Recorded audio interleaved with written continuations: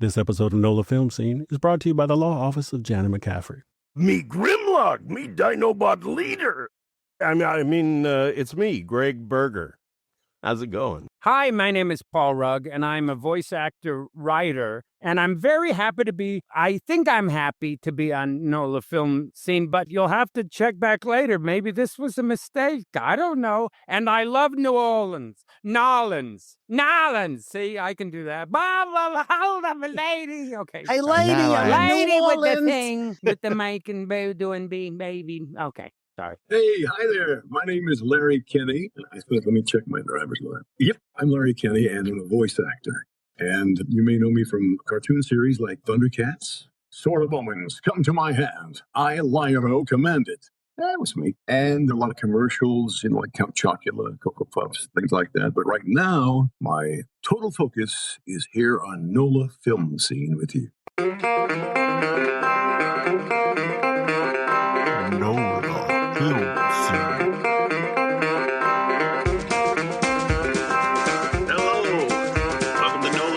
With TJ and Plato. I'm TJ. And as always, I'm Plato. You were going to describe how you chose the voice, quote unquote, chose the voice for Lion-O. Oh, okay. Good. Well, I got the job, first of all, by auditioning. That's the way you get jobs in the voiceover business. You go to a particular place at a particular time that your agent tells you to go to, and they'll hand you a script and all that, and they tell you what the show is going to be about and what each character is like, and then they say, would you go into the booth? And they wanted us to do, when I say they, I mean Rankin Bass, who produced the shows. Now, first of all, when I got that call, I was really excited because as a kid, Rankin Bass did some of my favorite cartoons, Mine too. Yeah, mostly holiday animation.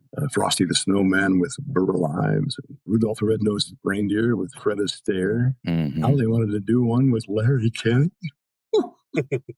I said, okay. But they said, first of all, we want you to pick one Thundercat. And there were illustrations all over the walls of, the drawings of the characters and illustrations of scenes like Cat's Lair and things like that. But they said, so pick one Thundercat and one mutant bad guy that you like to audition for. So after reading the synopsis of the different characters, I said, well, I'll take a shot at Lion-O because he's the lower end of the Thundercats. Why not try that? And I'll do Jackal Man because I love the illustration of him that they had. So for Lion-O, of course, I went in there, and Lion-O is just my voice. Well, they told us for the Thundercats characters, we don't want cartoon voices because they are actually half human and half cat. So, but we want them not to be that put on cartoon voice, just something that sounds more like a real person talking. Right. That's what Lion-O sounded like me. The only difference is when I sit here and talk with you guys, I'll say something like, hey, Sword of Omens, give me sight beyond sight. I, Lion-O, command. It comes out on TV as Sword of Omens. Give me sight beyond sight. I, Lion-O, command it. Sounds like the guy on TV, right? Yep. I'm fanboying out all over here. I'll just... And then for Jackal Man, well, first of all, I had to think to myself, what the hell is a jackal? And I don't think I looked it up, but I remember that a jackal is like a wily, sneaky, like a hyena, or a wolf or something. Yeah. And the first thing that came to my mind was one of my favorite cartoon shows as a kid, Rocky and Bullwinkle. And you guys may not be old enough to remember Rocky and Bullwinkle. I remember. No, I do. We ain't no youngsters, my friend. All right, good. So you remember a character named Snidely Whiplash? Remember him? Mm-hmm. He was the penultimate villain, the stereotypical villain. He wore a big black stovepipe hat, he had a black mustache with curled up at the end, a cape, and he was always trying to capture Nell, the heroine. And he would say things like, I'm going to get you, Nell, and tie you to the railroad track. So for some reason, in my mind, I put that together with Jackal thing, and it came out as Jackal Man, who talked like, we must get the Thundercats, yes? So that's how I came up with those voices. I love hearing those stories. Me too.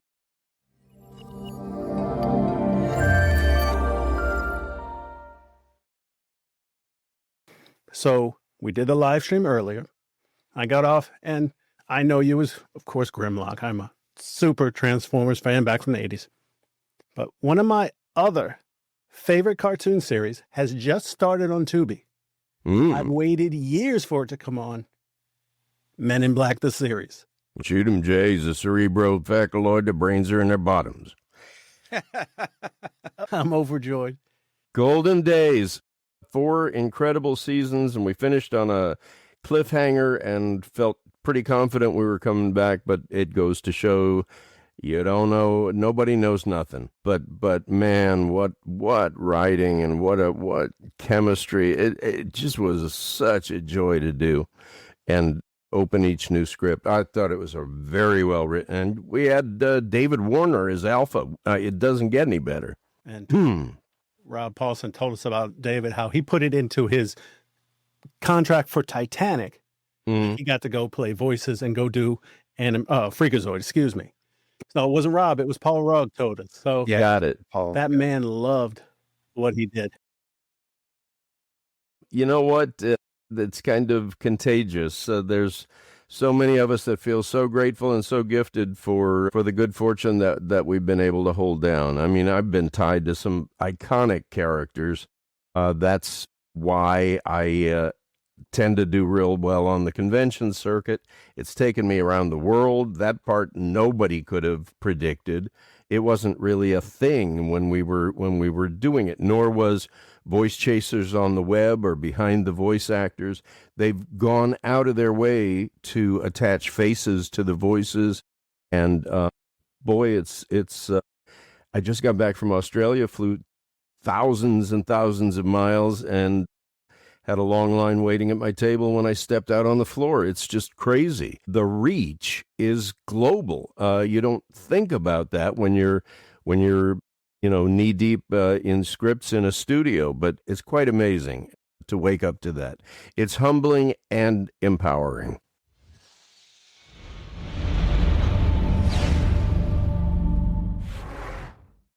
Who do you think would win in a fight, Freakazoid or Mr. Director? Boy, I think it would be a tie, you know. Yeah. Hi, me. Let me tell you something, you crazy kid. Boy, I don't know. They're kind of the same character. I don't know why Jerry Lewis became a thing for me during Warner's. And I think it's because Tom Ruger, our executive producer, once showed this video of wiser, older Mr. Director, you know, this guy here, the one who uses avuncular and lugubrious and words that he's not quite sure what they are, but they sound very instrumental in his edification of thought. And I would do that around, I would sort of do that around the hallway and be like, let me tell you something, you crazy kids. And Tom goes, if you write a character with that, will you never do him again in the hallway? So we put him in, we did one with him going against Yakko Akkodat, or Yakko Akkodat going against him, called Hello Nice Warners. And it was Jerry, young Jerry, like, oh, hi, nice lady with the thing. And then Mr. Director Jerry. And for some reason, when we were doing Freakazoid, since that first season, the first few shows were such heavily improv, I just sort of started doing that guy. So Freakazoid is a little bit Mr. Director and is a little bit Jerry. A tiny bit. A little bit. You can definitely hear it in the Candlejack episode when you hit the pause. Yeah. Right. Can we pause here? Yeah. And that was I think that was the second thing we ever recorded. That was after Dance of Doom. And we got to that point where, you know, it was all in the script. I wrote that script, and it was like they were tied up. And Tom Ruger said, hey, why don't you go off here? And I go, well, what do you mean? He goes, just do something weird. So I just started going, let me just pause here and say what a crazy, or whatever it is I said, we're going to have fun. And I just kept talking, and Tom Ruger kept going, more. And that's kind of how Freakazoid was, especially those first few episodes. It was like whatever came into our head or the recording booth. And I thought people were going to go, this is not a good thing. I didn't know. And then when the first footage started coming back from overseas, I looked at it and I was like convinced we were going to be brutally savaged. Like, no one is going to like this. And then Steven saw it and he goes, I think this is weird. And we're like, and that's good or bad? And he's like, that's good. And we're like, all right, then we're good. So yeah. Whew. But he really loved Freakazoid. He would get involved. And when we won the Emmy, after we were canceled, by the way, we won the Emmy. And he came, before he was going to go shoot Saving Private Ryan, he came to pick up his Emmys. And we won that year for Animaniacs and Freakazoid. And he came in and he goes, and we're like, hey, here are the Emmys. He goes, which one is the Freakazoid? We go, it's this one. He goes, that's the one I want. Nice. I have that on film, so I'm not lying. He actually liked Freakazoid, so that's good. We believe you, Paul. Okay. Yeah, we got a memo. So. You got the memo. We did just get a cease and desist from Steven, but we'll talk about that later.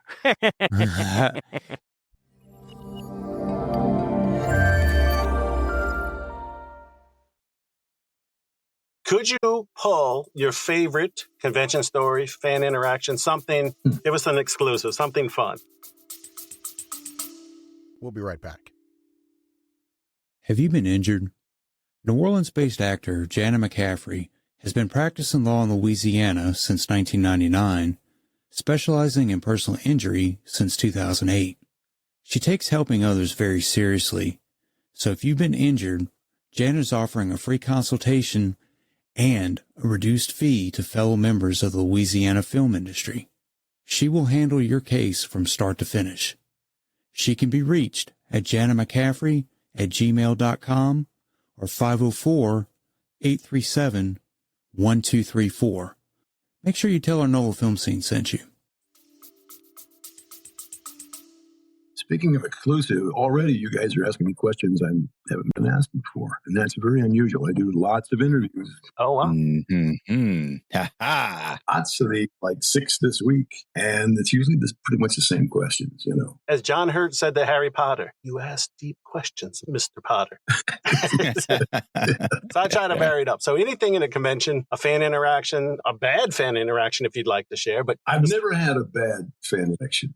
I couldn't imagine you would. Oh, nice. Whatever your definition of bad, you know, there are some that are test your limits and stuff, you know, because there are some people who are very, very fanatic, you know, fanatic. Mm-hmm. And there are many people there who are on a spectrum, you know, and that's one of the things that I like the most about the conventions. The people who come to Comic-Cons, some of them dress up as their favorite characters, called cosplay. Mm-hmm. Mm-hmm. And when I first started doing the shows, I was a little put off by then. What's that all about? And as I said, some of the people would come up and they had difficulty speaking or they were very shy. But I began to realize that the reason that those people are there, many of them, and they're not everybody's like that, but how shall I put this? Well, I'll tell you how I put it. I once was at a con with one of the 2 blonde twins from Harry Potter. I mean, they were at the table next to me. And I forget his name, but one of them, we were talking at lunch. And he said, you know, mate, when I first started doing this, I thought, what's wrong with these people? He said, I've come to realize that these are the people, some of them, who in school were not popular. They were not in a clique. They were not part of any crowd, really. They were the outcasts. They were the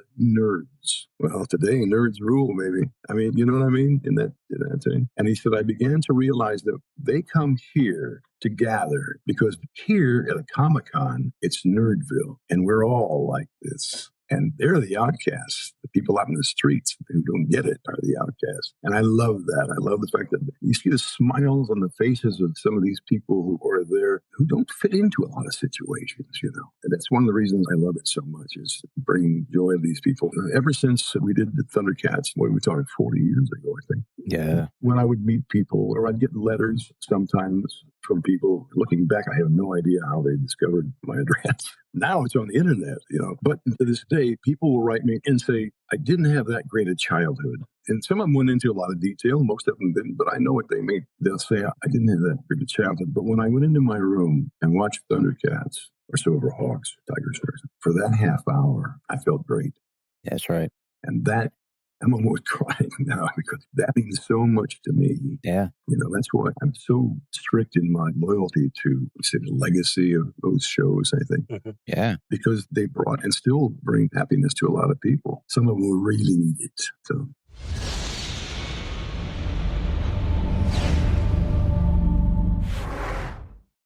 So you were improv in the beginning days there.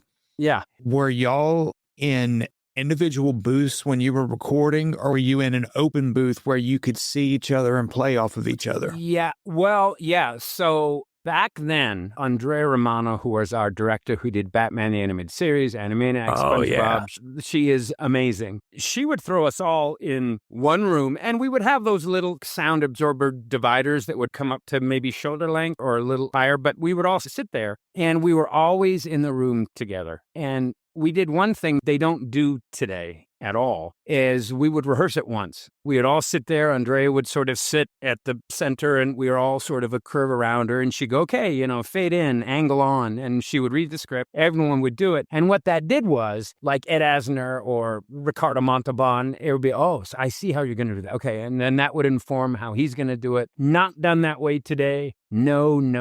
It's like everyone either Zoom or individual sessions with you and the director, and which I just despise with all of my soul because, number one, it's horrifying. It's very judgmental. Everyone's very nice, but it's you alone, and the director is saying, okay, great, could we try that again? You're like, oh, well, what am I doing wrong? But when it's everybody and you sort of understand it's just fresh and punchy and stuff. And I know it's more expensive to do it, bringing a group in, but I am a firm believer in just get everybody in that you can and record your doggone cartoon. But yeah, that was a very long-winded answer to your question. No. Yeah, not at all. We like long-winded answers. And all right, good. Good. Excellent. People are tired of hearing from me, but I always have to talk. Not that I hate that. But, what you're describing is like live theater. It's a totally different energy. Yes. Yeah. And I was thinking about it because I don't have much theater experience. I do have a good amount of improv. And even today, leading up to this, I got butterflies because I'm talking to you. I don't want to blow smoke up, but I love your work. I'll leave it at that. Thank you. So it's a little bit, and then you kind of kick over and you're like, I got to be on. And there are some actors, and I can't remember his name, might have been Frank Sinatra, might have been Mel Brooks, 102-degree fever. He's struggling. He gets to the stage. Bam! Perfect. Walks off the stage. Ugh. Yeah. No, it's true. There's a life to live performance. Yeah. I mean, and there is something about also playing with your friends, Mm-hmm. The way I do it, I'm trying to get a rise out of them, which will ruin the take, but so be it. I think you're exactly right, Brian. It's a live performance. And the other thing about having rehearsed everybody is that we would do maybe 2 pages. Just run it, 2 pages, stop. And if there were any dramatic, like, well, clearly there was a problem there. But otherwise, we'd be like, well, all right, moving on. So the recording sessions were incredibly fast. I remember we had the studio from 2 to 6, and I don't remember us ever on a single episode going past 4:30. Do you know what I mean? It was like, we had some really sometimes in the booth or in the room, there was Tim Curry, David Warner, Jonathan Harris, Ed Asner. Sometimes Maurice LaMarche would come in, and Tress MacNeille, she was Cover Queen. And it was a party. I mean, everyone was there to do their job. Yeah. But it was fun. There's no way I can put it. Except for me, because as one of the writers, I used to love to be sitting, like Andreas sits there in the front, and then, the producers and runners sit on the level above, and, they write down things like that and sometimes give notes. But as Freakazoid, I couldn't run back in and go, oh, by the way, I didn't like the way Ricardo did that, and then run back. So normally we would record me after everybody else. I would be there for the rehearsal and do it, and then we would just get me all alone. Which, again, talking about being all alone, it's like, but it was the best way for me to be a part of the decision-making about the show. That makes sense. Kind of like an ADR track. Yeah.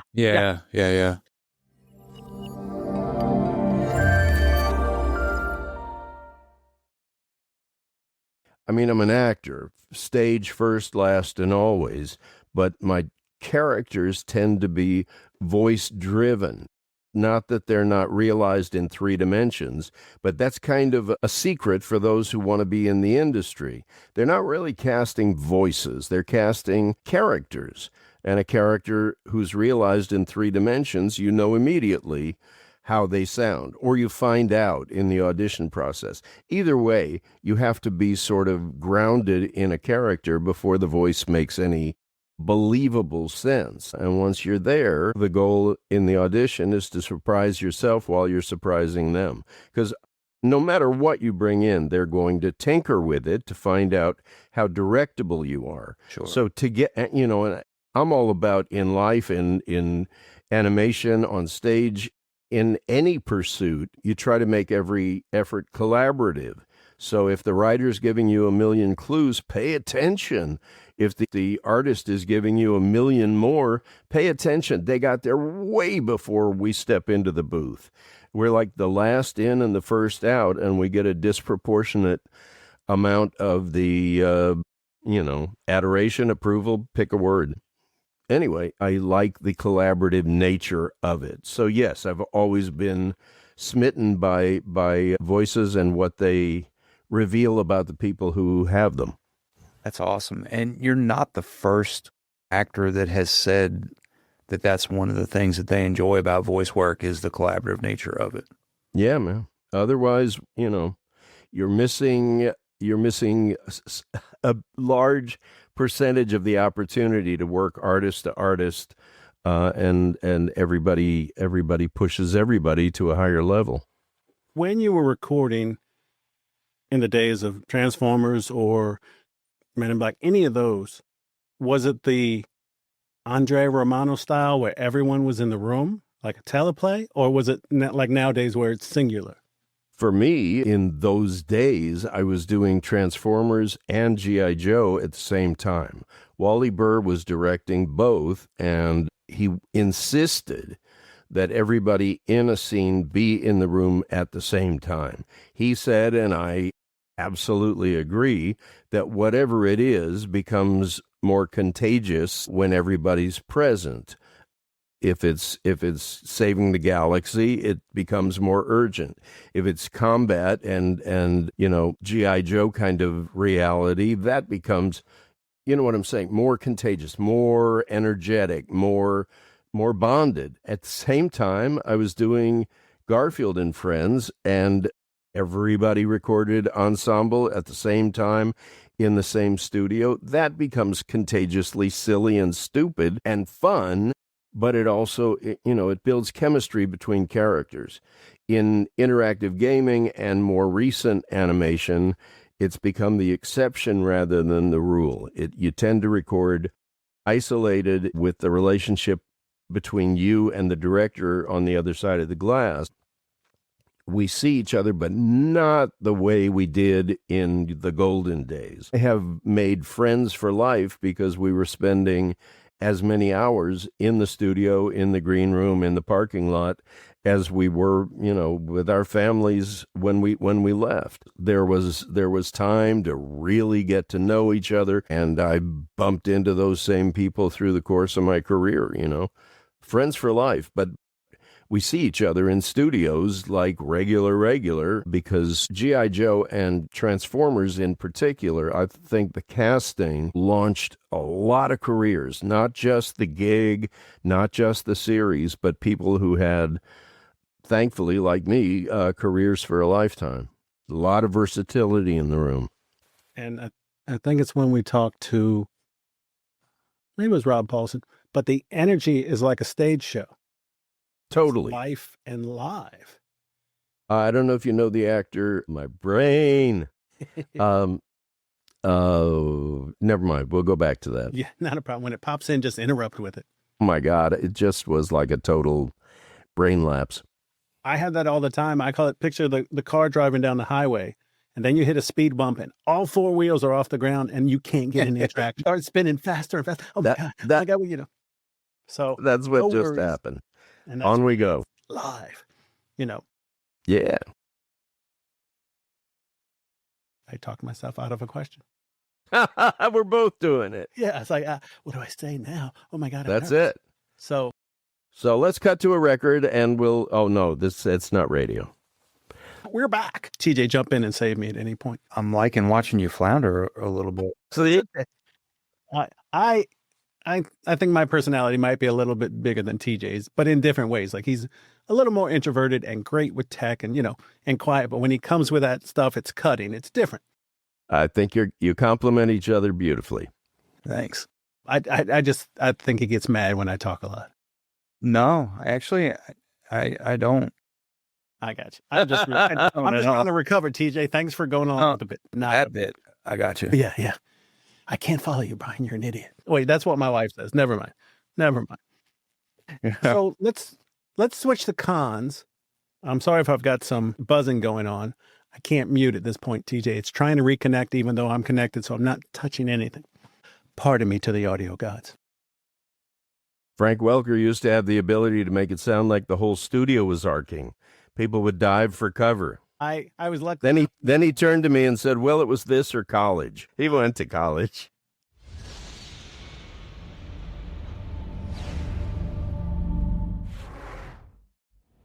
Don't want to say this, TJ.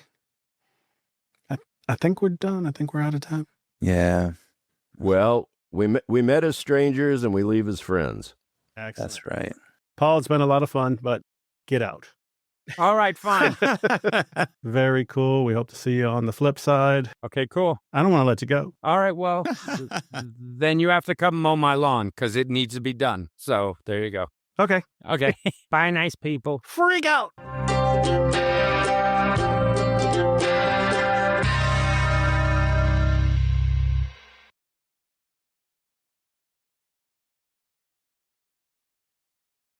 Can we take us out with something from ThunderCats? Sure. A very short thing. Yeah. Let's light up the night with a certain symbol. Yeah. Okay. The most obvious of all, of course, and if you want, I'll do it, and then that's where you can figure it out. It'll be tremendous. Okay, ready? Thunder! Thunder! Thunder! ThunderCats! Ho! Sounds just like the guy on TV, right? It sounds just like it. I thought the cartoon was on. This has been fun. Was it live or was it Memorex? Good luck to both of you.